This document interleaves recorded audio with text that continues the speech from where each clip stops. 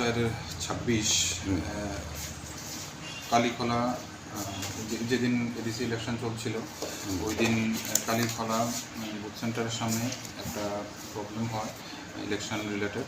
তো কিছু মারপিটও হয়, সেখানে একটা কেস রেজিস্টার হয় যেটা Jatrapur PS case number 16 under section 329(4) 1172 1182 109 clause 1 and 3/5 BNS সেকশনে কেস রেজিস্টার হয়। ওই কেস রেজিস্টার হওয়ার পর আমরা তখনই 13 তারিখ সকালে একজনকে অ্যারেস্ট করি।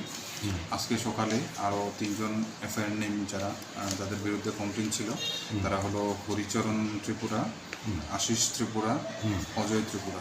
আজকে সকালে তাদের আমরা অ্যারেস্ট করি এবং কোর্টে ফরওয়ার্ড করি।